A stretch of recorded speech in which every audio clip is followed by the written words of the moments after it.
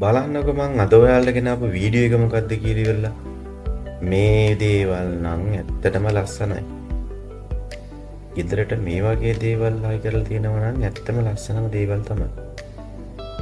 පොඩ්ඩක් බලන්නකො මෙන්න මේක. මට නම් හිතෙන්නේ මේක සිලිකෝන් වලින් හදලාද කොහෙද.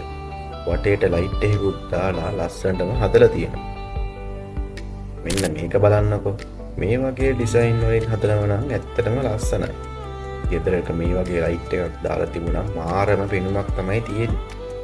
බලන්නකො මේ අයිටම් එක මොකක්ද කියලා. වතුර කෝප්පයකට මල් පොකුරු ටිකක් දාලා ඉවරලා ලස්සන ඩිසයින් එකක් හදලා. බලන්නකො ඒකේ තියෙන ලස්සන.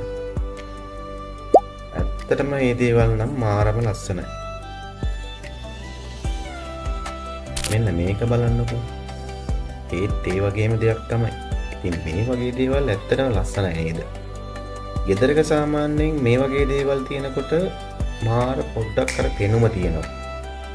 ඇත්තම කිව්වොත් මාරම ලස්සනයි.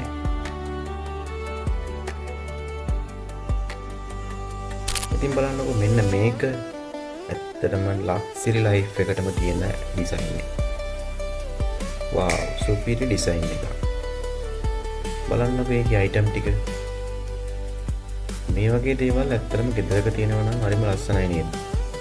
වන්න එක බලන්නකො. ලයිට් වලින් පුංචි දේවල් වලින් ඇත්තටම ගොඩක් දේවල් කරන්න පුළුවන් කියලා දැනගෙන හිටියද? වාව් සුපිරිම ලස්සනක් තියෙනවා.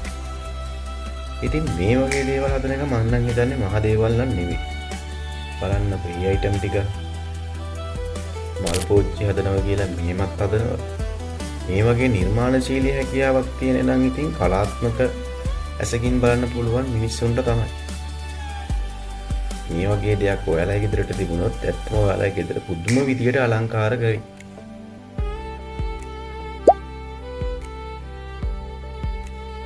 මට නම් හිතෙන්නේ මේ හදන්න මේ සජිපෝන් වලින් වෙන්නේ නැති. නැත්තම් මේ තරම් ලස්සන වෙන්න විදියකුත් නැහනේ. ඒ ටික ඇත්තටම ලස්සනයි.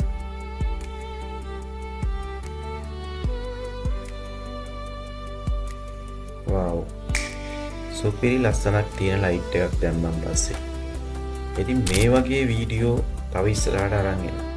යාළුවන්ටත් බලන්න ෂෙයා කරලා ලයික් කරලා මගේ YouTube channel එක subscribe කරලා ඉවරලා ෂෙයා කරන්න. ගිහින් එන්න හැමෝටම සුබ දවසක්.